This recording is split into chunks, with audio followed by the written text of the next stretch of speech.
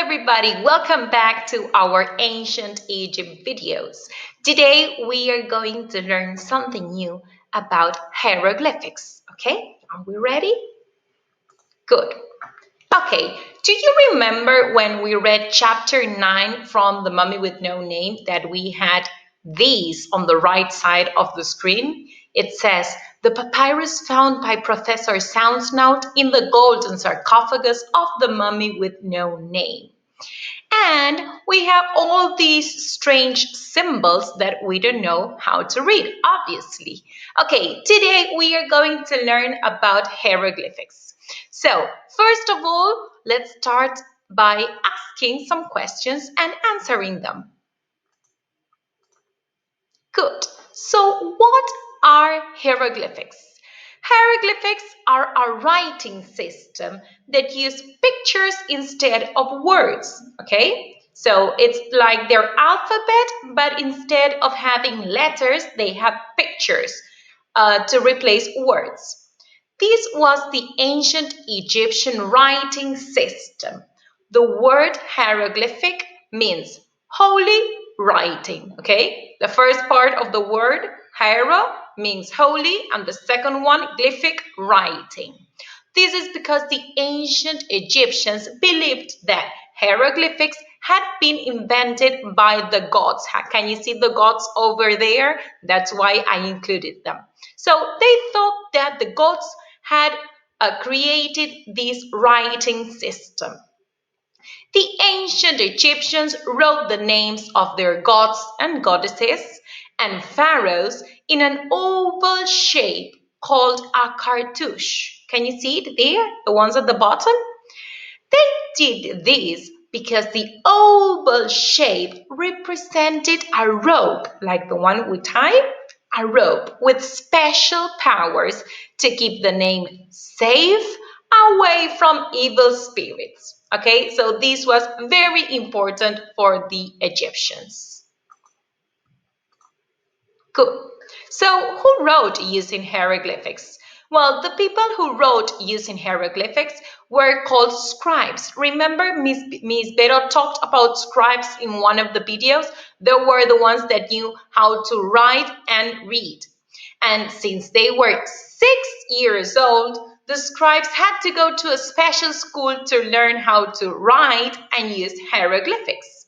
It was very complicated because there were around 1,000 different signs of objects and animals, okay? Remember that hieroglyphics, some of them, like the ones that we have got here or here or here, some of them, we don't know which ones, represented just one symbol. They symbolized one, they had one meaning only, and some of them meant more than one thing, okay? So for example, for the bird, we don't know if it's something that it's in danger or that we need to be careful with, or if it's just a bird. So it all had to do with their meaning when they were put together, okay? So it was very, very difficult to learn how to write and use hieroglyphics correctly. So some signs stood for a whole word, some signs stood for just one sound, okay? Good.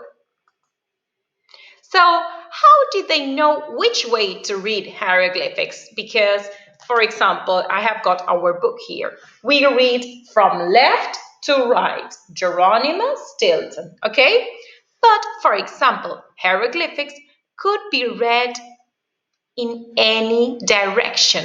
They could be read from left to right, from right to left, up and down, upwards. Okay, they could be read in any directions. So, how did they know which way to read hieroglyphics?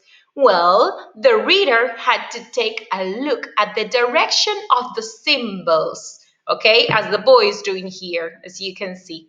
So he had to take a look at the direction the symbols were facing, mainly the ones with eyes or with a head, to figure out the direction of writing. For example, Here we can see that this one that we have got as a background is looking this side. So probably we will need to read this way, okay?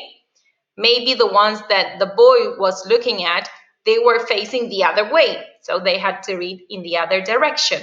And remember that we had some hieroglyphics that were horizontally, like these ones, that you had to read them horizontally. And then here at the bottom or on this side, we have the ones that go vertically, okay? So it was very, very difficult to learn how to read and use hieroglyphics. Let's take a look at the important facts at the bottom. So, did you know that they didn't have symbols for vowels? Remember, these are the vowels. They didn't have symbols for vowels, so they had another way of writing. And there was no punctuation, no commas, no full stops, no exclamation marks. They had no full stops, no commas, no punctuation at all. So it was very difficult to understand the message. Imagine we read one chapter without any punctuation, just all one long sentence. It's very difficult to understand. So they had to study a lot. Good. And how did historians learn what each hieroglyphic meant?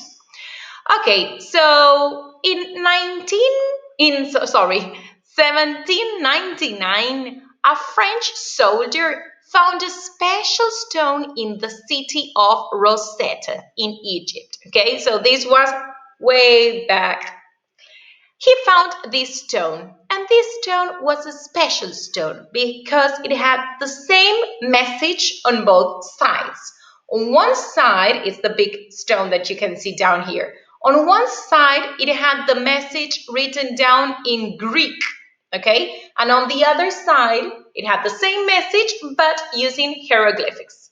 So he started taking a look at both sides until they all discovered that they had the same message. So the Rosetta Stone, this was the name given to this special stone, the Rosetta Stone was very important because it helped to translate what the hieroglyphics said, okay?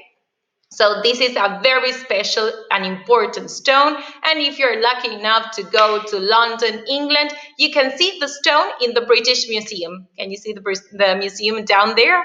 There are lots of people taking a look at the Rosetta Stone because it was very, very important.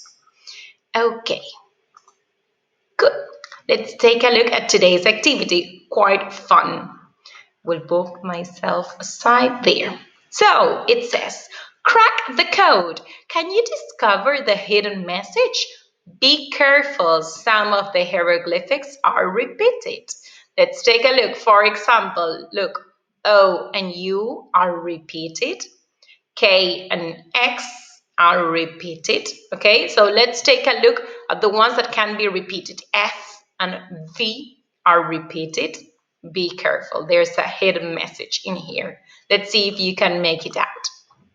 Okay, now take a look at the hieroglyphics and create a cartouche with the name of the god or goddess you chose for the presentation. Remember Tuesday's presentations? Well, in here you have to create the cartouche for your god or goddess following the previous hieroglyphics. Okay?